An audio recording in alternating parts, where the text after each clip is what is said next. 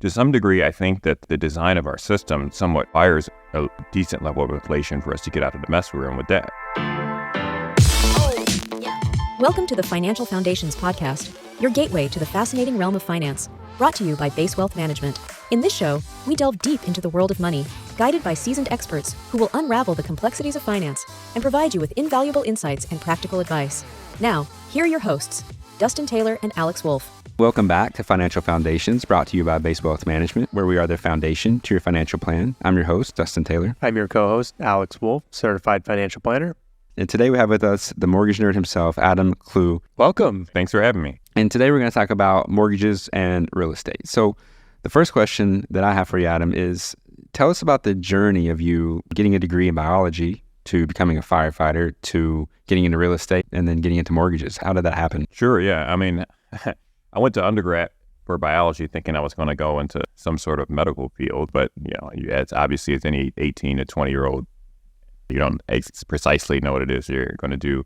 Got an opportunity to join the fire department. I was a legacy. My dad was 36 years on the fire department, so it was an awesome job. I loved it.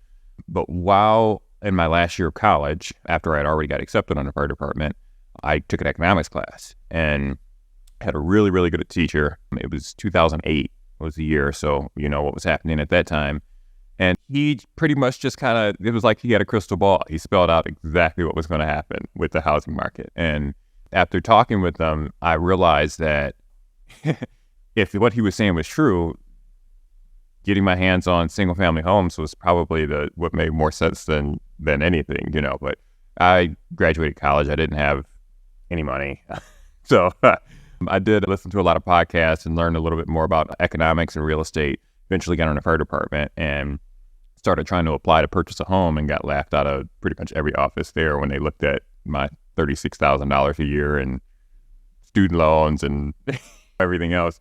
So I ended up going online and looking up the guidelines, because you can look up all of the major agency guidelines online, and all of the rules were changing at this point. I mean, new regulation had hit in 2009 with Dodd-Frank, and a lot of the mortgage lenders didn't understand the rules either. But I found out that you can get a multifamily home and use some of the income to supplement your income. And I found out that the way that they were calculating student loans wasn't quite right. And I was able to finally walk into a mortgage office and say, hey, I qualified.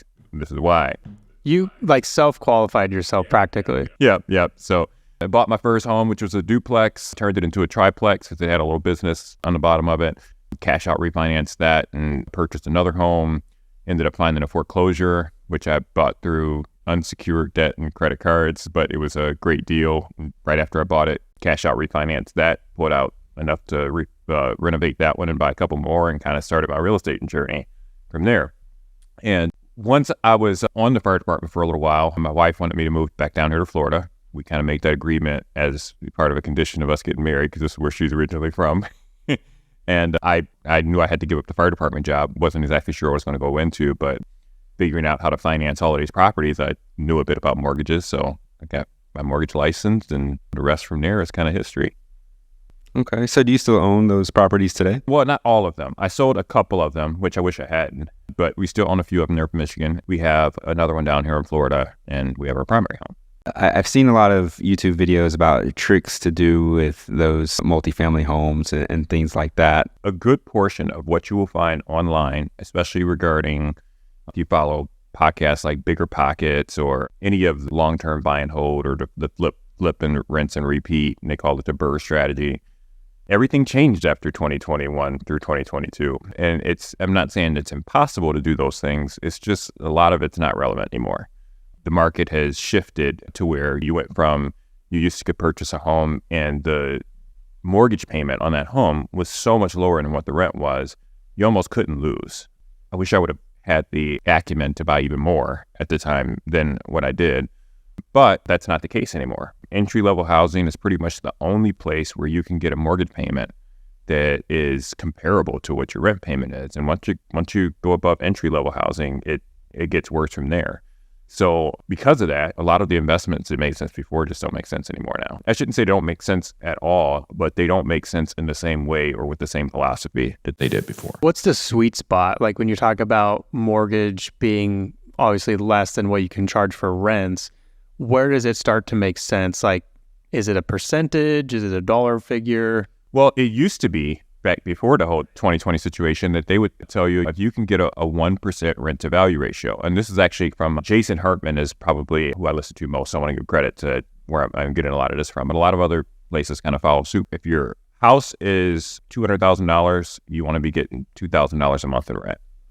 That's a 1-to-1. That shifted as you got closer to 2020 to being like 0.8 or so, which you can still kind of get to some degree and lower price markets.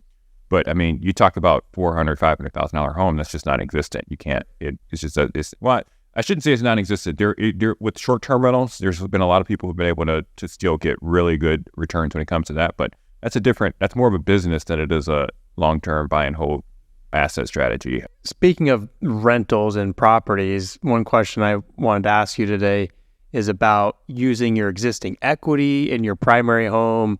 Did you use a line of credit, cash out refinance? Is that even something people are still doing to like roll that into a rental property? What I would think is probably the most important stat in real estate right now to start with, I will answer your question, but I just kind of want to get back to this. 25% of all mortgages right now have a mortgage rate that's less than 3%. And like 65% of them have a rate that's less than 4% of all the outstanding mortgages. That seems like a pretty healthy market. Well, it depends on what side of that you're sitting on. Right. Are you sitting on the side that has it, or are you sitting on the side that needs it? If you have it, yes, you're in a very comfortable spot. But over 90% of mortgages are less than 5%. So what you're looking at is this gap where a lot of people are trapped in their homes. So we had talked a little bit earlier today about, you had asked me why I said don't refinance, upgrade. So back during the 2020 period when rates were super low, I would have customers calling in to me saying, hey, should I refinance my home? And I'm saying, well, yes, maybe. But if you ever wanted to have a dream home that you would die in, it would be better for you to buy that than it would be to buy this. Because the rates during that time we will probably never see that again. And the people who refinanced during that time or basically caught up a mortgage company and just took their order and said, yo, you want a 30-year mortgage? Here you go, without talking to them about what their plans were. That's why so many people are in that situation where they feel trapped, right? So, and a lot of people don't even realize they're trapped until they talk to someone like me, where they go, hey, we had a couple of kids and we want to get a 4-bedroom. We're a 5-bedroom now, so we were looking to upgrade. And I'm like, okay, yeah, that's great. Here's triple your mortgage payment. Because the price went up and the rates went up. So that person just shifting from the house that they're in right now to the next one is like a 30 to 40% upgrade in price and 50% upgrade or more in interest rate. So then they go, oh no, what do I do, right? So to answer your question, now that we've kind of gone through that, a lot of times the best way to create an investment out of that would be to turn the property that you're living in as the investment and then purchase the next place, renting out the place that you're living in. You can pull the equity, especially if you plan for this, from that property that you're living in. So if someone who's living in a home right now can call that their primary residence, a lot of different mortgage companies out there will give you a second mortgage so you're not touching that first super low rate 2-3% mortgage that you have. Get a second mortgage on top of that. That second mortgage is going to be at higher rates. You have to be very careful about how that second mortgage is structured, because if the rate is so bad that it offsets the interest rate that you have on the first one, what are you really doing at that point? So you have to kind of do it in a way to make sense, but you can pull the equity from that to purchase your next property. And that way you kind of obtain an investment property without ever having to put any money down. And you're offloading the cost of obtaining a new one to whoever's renting out your property, depending on what your monthly payment is and what the rent is. And between those two mortgages, you could end up with a monthly payment that's very similar overall than you started with after netting both of them together. But you just have to do the numbers ahead of time to plan for that. And obviously, there's a little bit of a time gap there, right? Because you don't want to call a place your primary home, pull out cash from it, and then go buy another primary home, and it's not kosher. So are these things that you work with people on? Mm-hmm. Okay. Yeah. So I think planning, and I've always said this, it's just not how people operate. Planning to purchase your next home before you actually find it is, I think, the most important part of making sure you make a good decision with it. most people don't believe they're ready to purchase a home until they find the one that they have to have. And then they fall in love with it. Yeah, and then they have to go. But that strategy still works, right? I mean, okay, maybe you don't pull the equity from your home to buy that next house, but the next home that you buy, if it's your primary residence, you can put 5% down and you don't necessarily need to pull the equity from it. And then now the rental income that you're getting from that property really starts to offset that higher payment on the property, because it's probably going to be significantly more than what you're paying on the first rental property. So for first-time home buyers, what are some lesser-known tips that you have for getting the mortgages? Well, I don't think people take advantage of down payment assistance programs enough. I mean, most down payment assistance programs aren't grants, meaning that if, for instance, the state of Florida, it has a standard down payment assistance program that'll give you $10,000 towards purchasing your home. They're not giving that money to you. If you sell it or refinance it, you have to pay it back. Most states' programs are that way, not all. But still, I mean, when you're talking about taking out money that is 0% over potentially a 30-year period, if you hold that for a very long time, it's free money. And depending on what the interest rate is on that mortgage compared to what you could get if you decided not to go with it, you do have to weigh that, because it can make sense not to choose to use it. But for a lot of people, it makes total sense to do it. And the reason that they don't is because they're just not told about it. So I would say this goes back to planning. What most people do is they go, oh, I'm a first-time home buyer. I want to buy a house. I contact a realtor. I found this house that I like. Okay, now that I found the house that I like, I'm going to apply for a mortgage. You have to go with whatever that person tells you to do, because you're off to the races to buy that house, versus saying, okay, I want to buy a house. Let me do a little bit of a Google search, right? I mean, you may not know anything about mortgages, but there's so much content out there.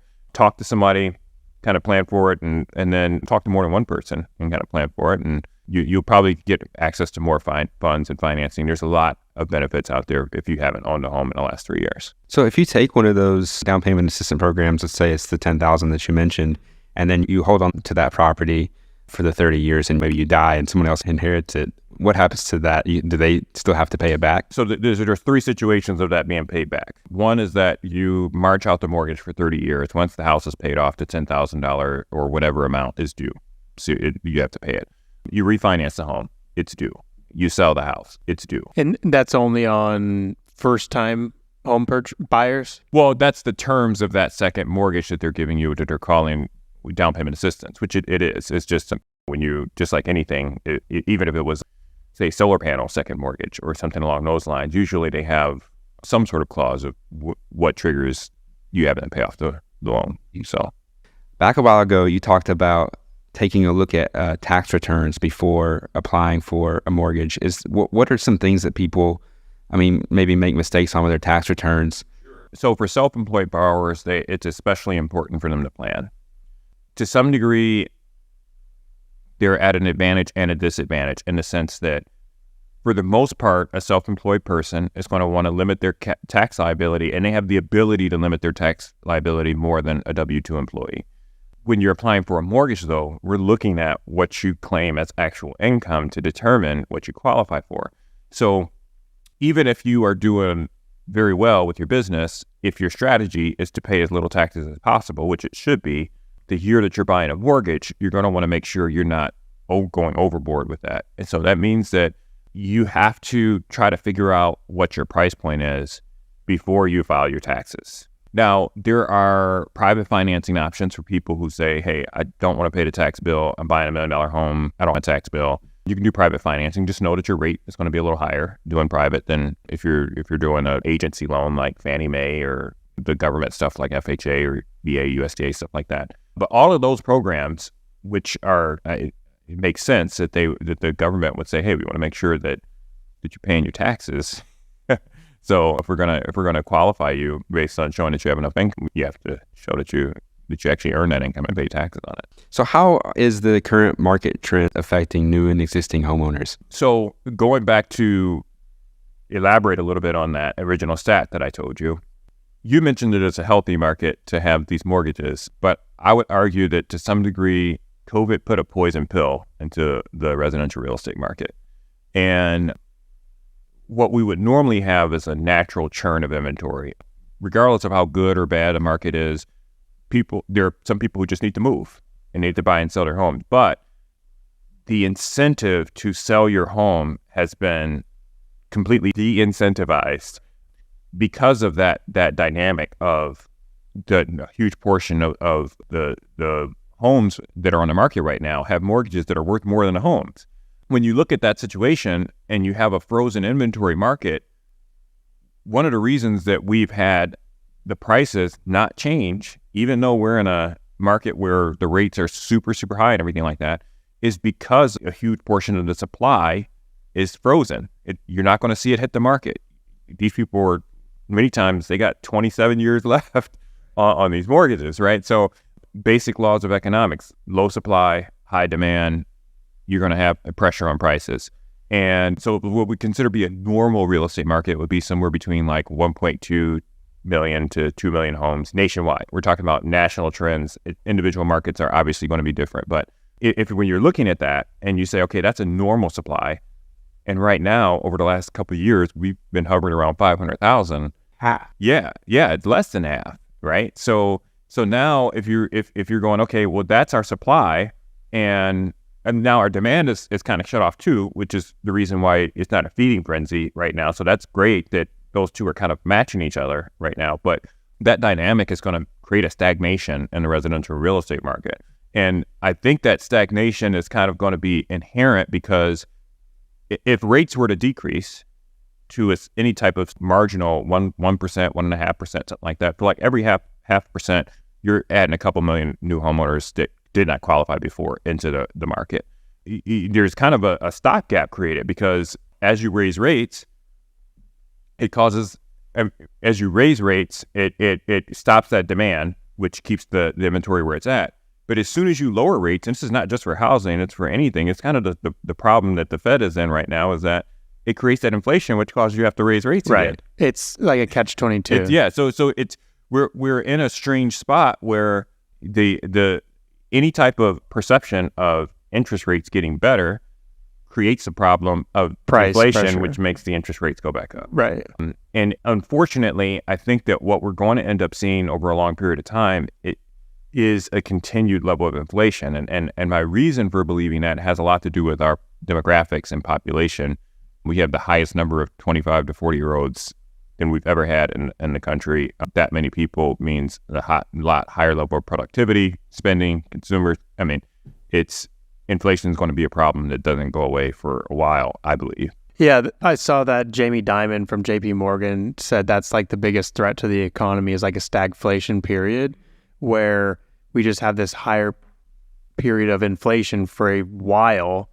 And even though people are getting more efficient and productivity is up, that prices of especially like shelter in real estate, is it shelter in terms of like inflation measures, could be troublesome. In, as you just mentioned, as any indication of interest rates coming down, people are going to start spending more, and then you just create this like constant up and down on both sides of like the teeter-totter. I could be totally wrong on this, but to some degree, I think that the design of our system somewhat requires a decent level of inflation for us to get out of the mess we're in with debt.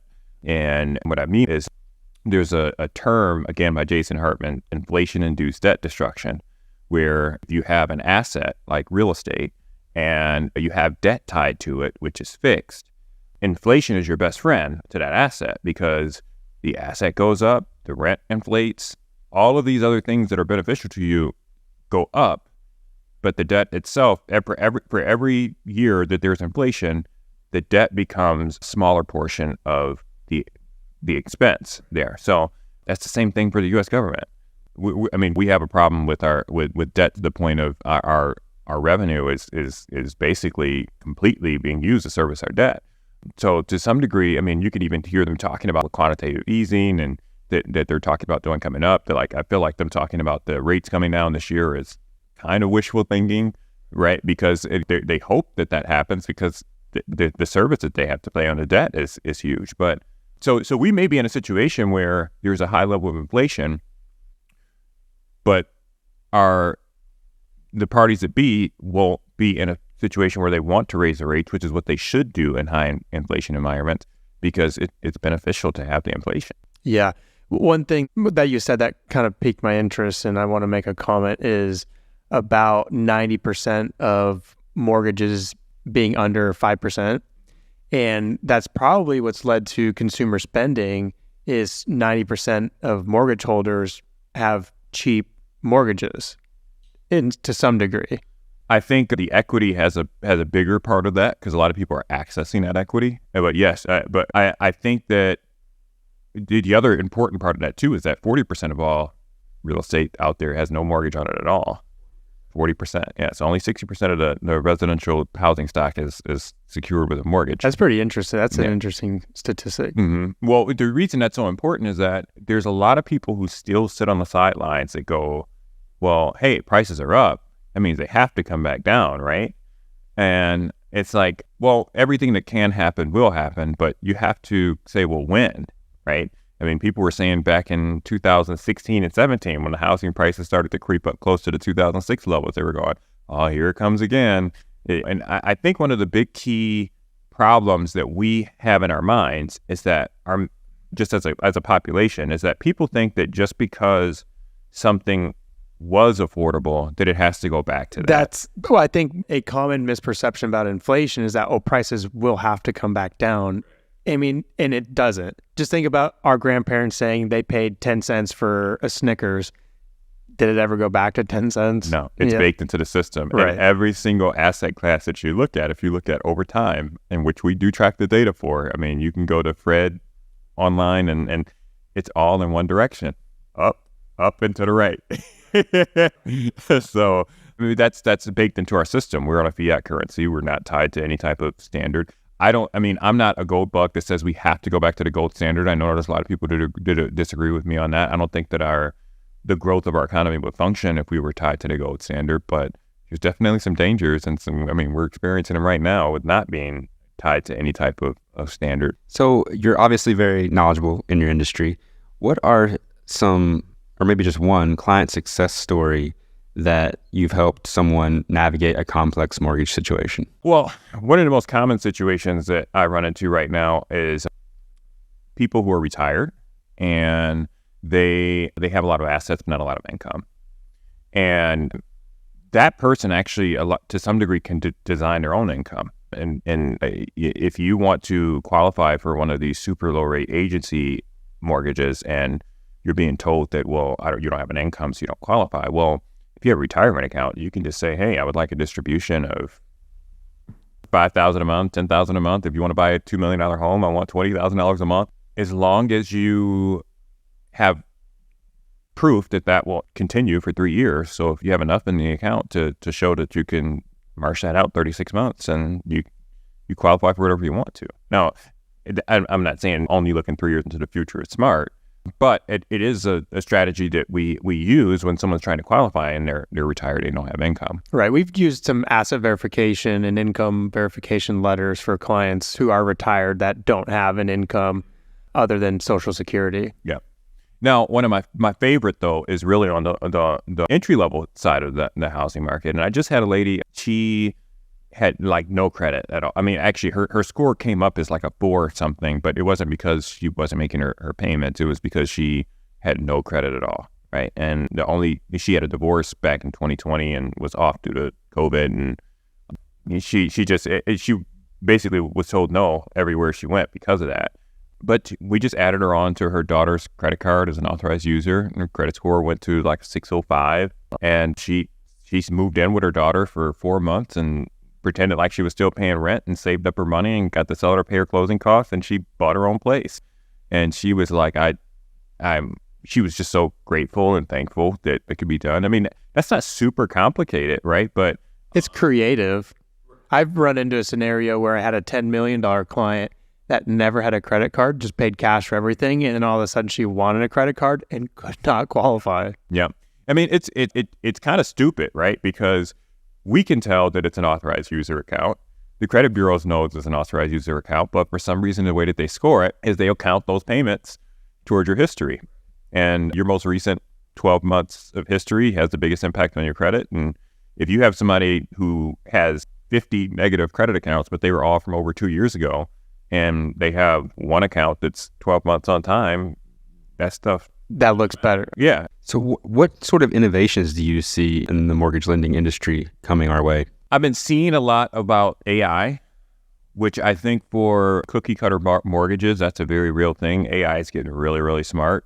And from what I've seen it can do, I don't see any reason why it could not read your pay stubs, read your bank statements, and determine whether or not you fit the guidelines for Fannie and Freddie. So I feel like that's kind of inevitable to some degree. The funny thing about mortgages is that we're largely dependent on what the guidelines are set for us. It's a man-made system of what they decide to release. And I think Fannie Mae and Freddie Mac recently just started talking about having a second mortgage product, which they never had, but they're just kind of looking at that same dynamics of the industry we're looking at, of all these people having all this equity in their home and not wanting to touch their first mortgage. So I think that's probably something that joins, but it's not anything new, and there's already second mortgages. I think one of the biggest things that people should avoid right now is ARM mortgages, because of what we just talked about, in the sense that inflation is going to be a problem for a while. And while the talk is that rates will be coming down, no guarantee of that. And if we end up in a hyperinflationary environment, you can go bankrupt on an adjustable rate second mortgage. It's, let's say your house is worth $1 million, you have a $400,000 first mortgage, that's 2%. That second mortgage of $400,000 you get on there, which may seem okay right now at 7%.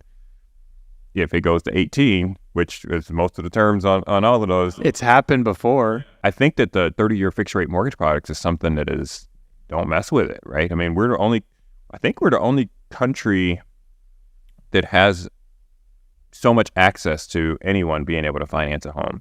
I know they have like much longer term mortgages over in Europe and things like that, but the housing prices over there are so high, being able to get into the market is tough. But in here, the fact that you can trade your work in 2050 for ownership right now in 2023 is just a huge benefit to anybody who decides to, especially if you don't have assets to take advantage of it. I know like Dave Ramsey's on the side of stuff of like, you should buy everything cash. And I like the guy on stuff, but that's just not reality for a lot of people. I know that you're known as the mortgage guy, but do you ever help people with loans for anything exotic or interesting? So I refer that out, but a lot of times I have to get people to change their debt profile in order to get them qualified. A lot of times I'm talking to people about, hey, this boat loan that you have here is not good for your profile, or the way that you have these loans structured is you can reduce your payment by X number of dollars a month just by restructuring that debt. And I typically refer them out to other places. So it's important to know about what other people have and do so you can point them to the right direction. But I only do residential mortgages. So, all right. I think that's about it on mortgages for today. Thanks, Adam, for coming. We definitely want to have you back and answer more questions. If you'd like any more content, you can visit our website at basewealthmanagement.com, subscribe to our YouTube channel, or subscribe to this podcast. Also, you can submit any questions or any topics you want us to address on the podcast in future content. Send those in to us at question@basewealthmanagement.com. And if you'd like to hear more from Adam or to schedule an appointment, you can visit his website at adamthemortgagenerd.com, and they can reach out to you. What's your email, Adam? Adam@adamthemortgagenerd.com. All right. Thanks again, and happy listening. We hope the expertise shared by our hosts, Dustin Taylor and Alex Wolfe, has left you feeling empowered and informed.